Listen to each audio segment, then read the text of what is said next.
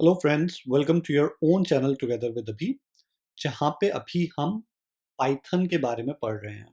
सो ये Python video series का third video है। पहले वीडियो में हमने बात करी थी पाइथन क्या है, किस तरीके से आज के टाइम पे उसकी ग्रोथ ट्रेजेक्ट्री कैसी है, कितनी ज़्यादा डिमांड में है, जिससे आपको थोड़ा मोटिवेशन मिला होगा पाइथन पढ़ने के लिए। उसके बाद दूसरे वीडियो में मैंने एज अ होल किसी भी प्रोग्रामिंग लैंग्वेज में जो फ्रेमवर्क होता है जिसको आपको जानना चाहिए, जिससे आप विदाउट फेयर कोई भी लैंग्वेज को ग्रेस्प कर सकते हैं, उसके बारे में बात करी थी।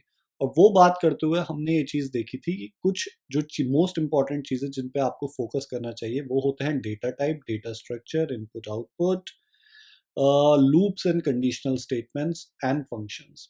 तो आज उसी बात को कंटिन्यू करते हुए हम सबसे पहले नंबर्स के बारे में पढ़ेंगे। अब मैंने थोड़ा-सा एक्चुअली चेंज किया है। मैंने इस पूरे वीडियो सीरीज़ को 2 तरीके से हम डील करेंगे। एक तो होता है जो बिल्कुल बिगिनर लेवल पे लोग हैं, उनको जो पता होना चाहिए, उनको चीज़ों को मैं कवर करूँगा और साथ ही साथ मैं कुछ एक्सपर्ट टिप्स दूँगा। वो एक्सपर्ट टिप्स का पर्पस केवल इतना है कि अगर आप एक एक्सपर्ट लेवल पे जाना चाहते हैं, तो आपको उन चीज़ों के बारे में पता होना चाहिए। सो वो कुछ डिटेल में हो सकती हैं। एक्सपेक्टेशन ये रहेगी कि आपको थोड़ा प्रोग्रामिंग बैकग्राउंड से है। So if you want to skip those expert tips you may, but these those would really be helpful. But जैसा कि इस वीडियो का पर्पस है, इस वीडियो सीरीज़ का जो पर्पस है कि मैं चाहता हूँ आप लोगों के अंदर से प्रोग्रामिंग के लिए फ़ियर हटे, तो मैं बिल्कुल बेसिक लेवल से पहले स्टार्ट करूँगा। So let's focus on numbers, ठीक है? जिसी किसी भी तरीके की जो आप कंप्यूटर के साथ कुछ काम करना चाहते हैं, मोस्टली हम नंबर्स के साथ डील करते हैं। तो मैं that's why I just wanted to start off with numbers. अब आप अगर नंबर्स के बारे में सोचें, तो किस तरीके के नंबर्स आपके दिमाग में आते हैं? या तो बिल्कुल नॉर्मल इंटीजर्स होंगे, -1, 0, 1। वो बहुत बड़े हो सकते हैं, छोटे हो सकते हैं, नेगेटिव हो सकते हैं, पॉजिटिव हो सकते हैं। These are just normal integer numbers. या फिर उनकी वैल्यू डेसिमल में हो सकती है, जैसे कि 1.05, 2.00, सम रियली बिग वैल्यू। इसके अलावा कॉम्प्लेक्स नंबर्स हो सकते हैं, 2 प्लस 3j, 2.0 प्लस, जिसमें एक रियल पार्ट होता है, एक इमेजिनरी पार्ट होता है। और अगर कंप्यूटर के टर्म्स में हम बात कर रहे हैं, तो ऑक्टल या हेक्साडेसिमल वैल्यूज भी हो सकती हैं। इसके अलावा कुछ आपको इंटीजर्स या नंबर से रिलेटेड कुछ भी आप सोच सकते हैं? I hope not. I mean अगर आप बिल्कुल ही रोबोटिक साइंस में जाना चाहें तो प्रोबेबली नंबर्स को डील करने के लिए आप कुछ और उनको डिस्क्रिमिनेशन कर सकते हैं, सेग्रीगेशन कर सकते हैं। But for normal programming I believe as a common sense आपको केवल इतने ही नंबर समझ में आते हैं। अब जैसा कि मैंने बताया, जो पाइथन लिखी गई है वो सिंप्लिसिटी के लिए लिखी गई है। आपको बस अपना कॉमन सेंस यूज़ करना है कि आप अगर कोई नॉर्मल प्रॉब्लम स्टेटमेंट होता, जैसे कि calculate the simple interest for an investment of 10,000 rupees made for a period of 2 years at the interest rate of 5%। आपको सिंपल इंटरेस्ट निकालना है, तो आप किस तरीके से डील करते हैं? अगर आप अपना पेन और पेपर लेके बैठते, तो आप सबसे पहले लिखते P equal to 10,000, principal amount equal to 10,000, T equal to 2, I equal to 5। इसी तरीके से लिखते हैं ना आप। वही चीज आपको केवल पाइथन में कंटिन्यू करनी है। पाइथन बिल्कुल भी डिफरेंट नहीं है। तो जिस तरीके से आप नॉर्मली लिखते हैं, उसी तरीके से हम यहाँ पे भी नंबर डिफाइन करेंगे। तो आप नंबर्स को किस तरीके से दे सकते हैं? A equal to 1, B equal to -1, C equal to 1111। ये किस कैटेगरी में आ जाते हैं? नॉर्मल इंटीजर्स की कैटेगरी में। डेसिमल को अगर आपको डिफाइन करना है, D equal to 1.05। Complex number को E equal to 2 plus 3g। तो ए बी सी डी मतलब आप कुछ भी वेरिएबल का नाम दे सकते हैं।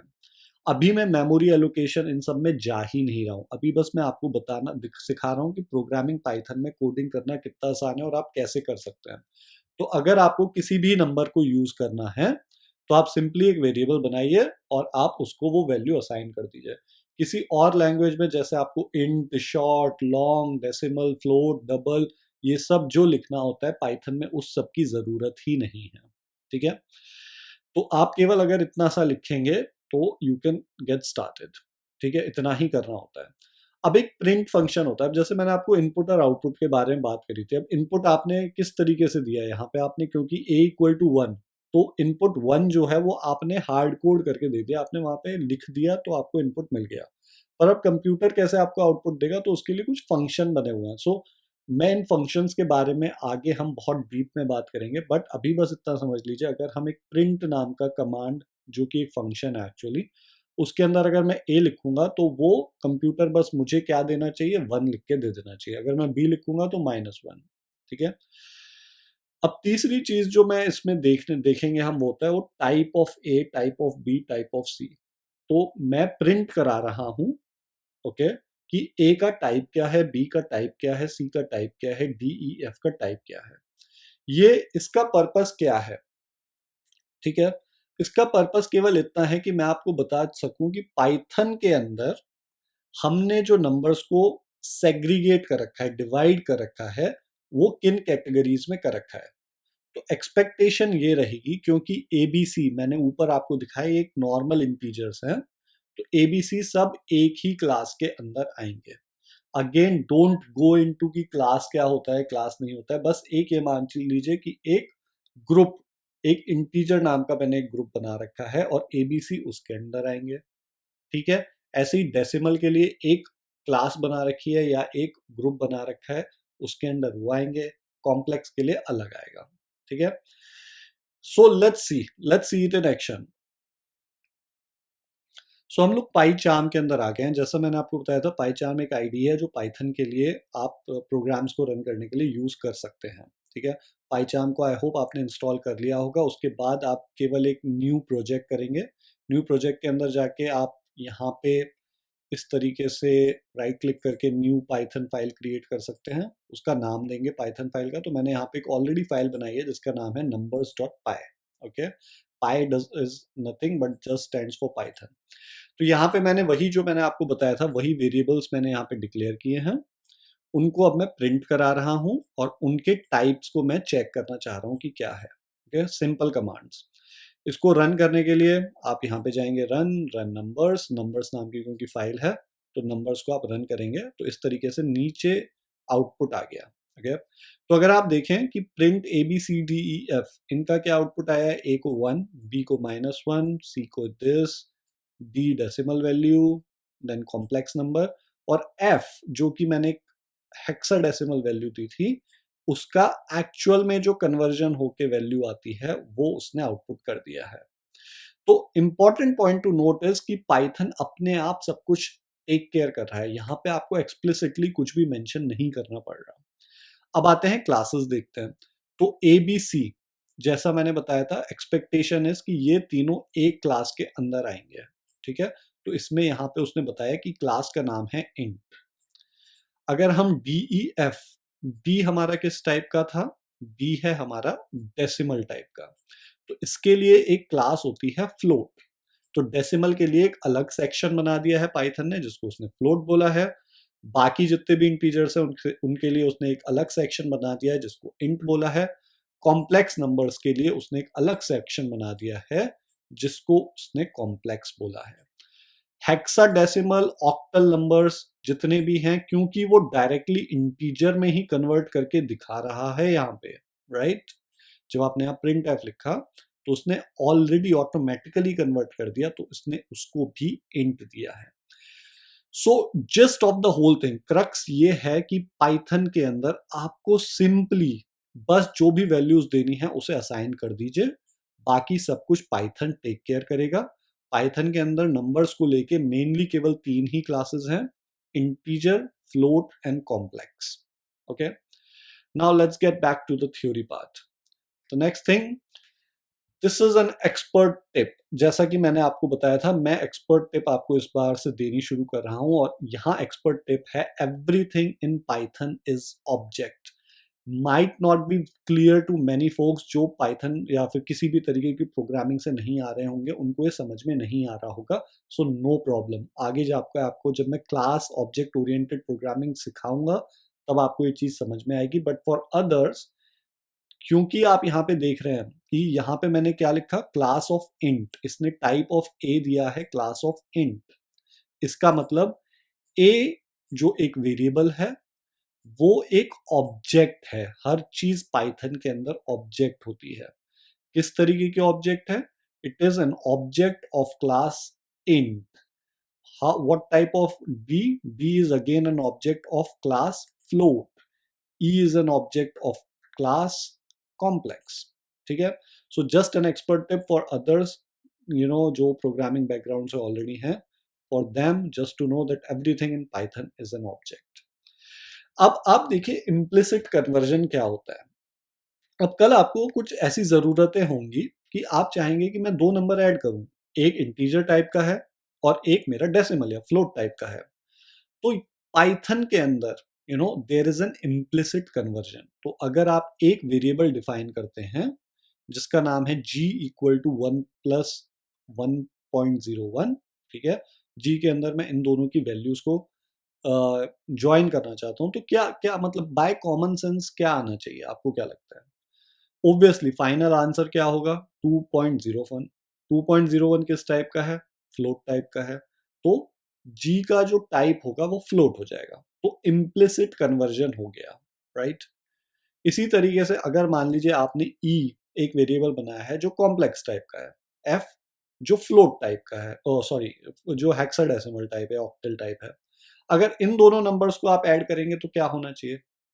By common sense, by logic, again जैसा मैंने बताया, f क्या हो जाता है? इंटीजर में बन जाता है अपने आप, राइट? तो इंटीजर और कॉम्प्लेक्स नंबर को अगर आप ऐड करेंगे तो क्या आना चाहिए? Complex number.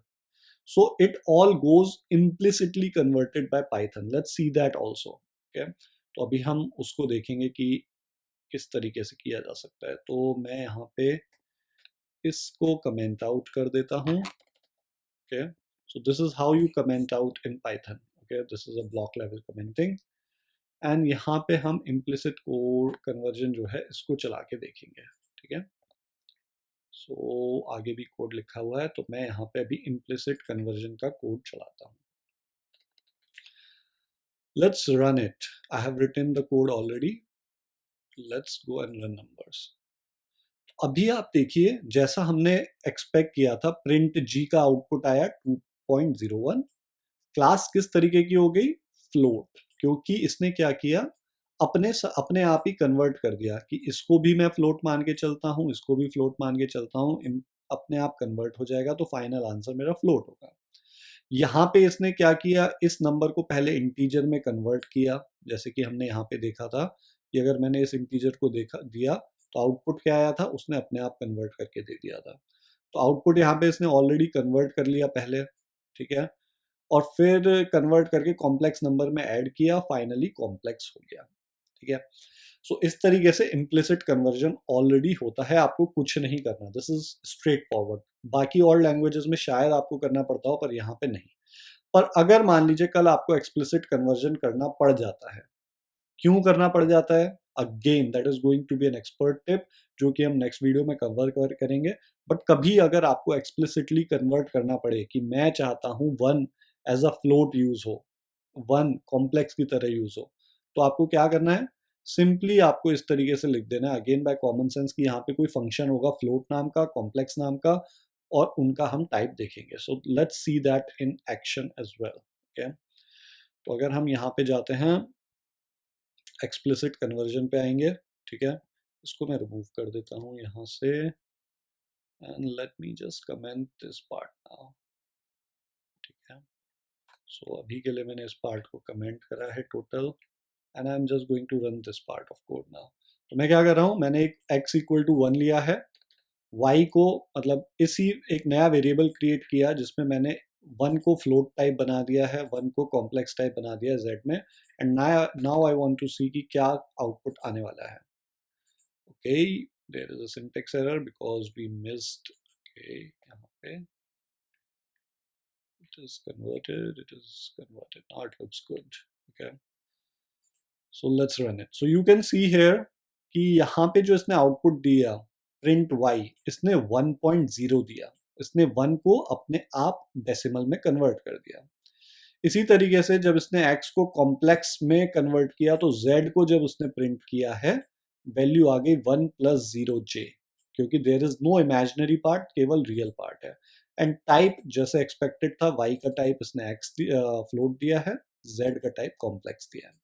तो आई होप आपको इतना समझ में आ गया होगा कि इम्प्लिसिट और एक्सप्लिसिट कन्वर्जन क्या है। अब इसके अलावा क्या होता है उसको भी हम देखेंगे, when and why explicit conversion expert tip की तरह जो मैं आपको कवर करने वाला हूँ वो हम नेक्स्ट वीडियो में देखेंगे. So just to keep this video short crisp, जितना आपको समझ में आया उतना ही रखना चाहता हूँ. तो नेक्स्ट वीडियो में अब हम आगे जाके कवर करेंगे कि नंबर से रिलेटेड और क्या क्या होता है. उसके बाद एक्सपर्ट टिप्स को भी कवर करेंगे. बट अभी तक आई होप इतना आपको समझ में आया होगा कि नंबर्स केवल 3 क्लासेस हैं यहाँ पे. इंटीजर्स, जिसके अंदर आपके अंदर negative value, zero value, positive कितनी भी बड़ी वैल्यू सब आ जाती हैं. दूसरी होती है फ्लोट, जिसके अंदर डेसिमल वैल्यूज हैं. और तीसरी होती है कॉम्प्लेक्स नंबर्स.